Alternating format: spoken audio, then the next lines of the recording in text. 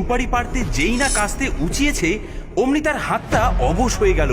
কাস্তেটা ঠং করে মাটিতে পড়ে গেল। আরে হাতটা এমন অবশ হয়ে গেল কেন? সে আবার কাস্তে তুলল, কিন্তু আবার একই ঘটনা ঘটল। এই যা, তিনবারের বার সে ভয় পেয়ে পিছিয়ে এলো। না, আজ আমার দ্বারা আর হবে না, শরীরটা কেমন করছে। বাবা, তুমি কি কোনো হাসির শব্দ শুনলে? মনে হলো যেন কেউ খিলখিল করে হেসে উঠলো। কই না তো, বাজে কথা বলিস না তো, চল কাজ কর। দুপুরে কাজ করতে করতে তারকের খুব জল তেষ্টা পেল। বাবা, কি তেষ্টা পেয়েছে! জলের কলসিটা কই গেল? এখানেই তো রাখা ছিল। দেখ, ওইখানেই কোথাও, হয়তো আড়ালে পড়ে গেছে।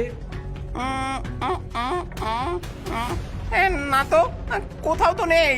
ঠিক সেই মুহূর্তে ওপর থেকে একটা ফিসফিসানি আওয়াজ ভেসে এলো, যা শুধু তারকই শুনতে পেল। তেষ্টা পেয়েছে ছোকরা? খুব পেয়েছে?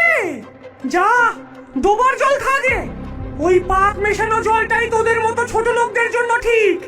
আমার বাগানের শুদ্ধ জল তোদের জন্য নয়। হ্যাঁ, কে কে কথা বলে? এই তারক, কি হলো রে? কার সঙ্গে কথা বলছিস? বাবা, আজ চলো বাড়ি ফিরে যাই। আমার কেমন একদম ভালো লাগছে না। এই বাগানে নিশ্চয়ই কোনো গোলমাল আছে। সেই রাতে শাকচুন্নিটা গাছ থেকে নামলো। তার চোখে মুখে দুষ্টুমিতে ভরা। সে দশরথ আর তারকের পরম যত্নে রাখা কাস্তে, খুরপি, দা, দড়ি সবকিছু এক জায়গায় জড়ো করলো।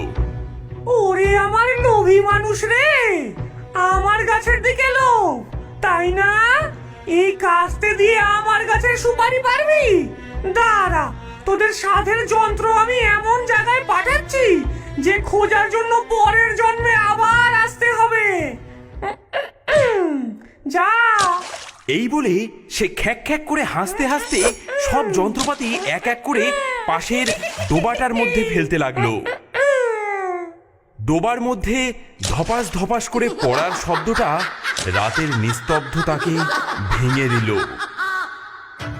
এ কি রে তারক, সব যন্ত্রপাতি হাওয়া, কাস্তে, দা, খুরপি কিচ্ছু নেই। নিশ্চয়ই কাল রাতে চোর এসে চুরি করে নিয়ে গেছে, কিন্তু সব একসাথে। চলো তো পাশের ওই ডোবাটা একবার খুঁজে দেখি।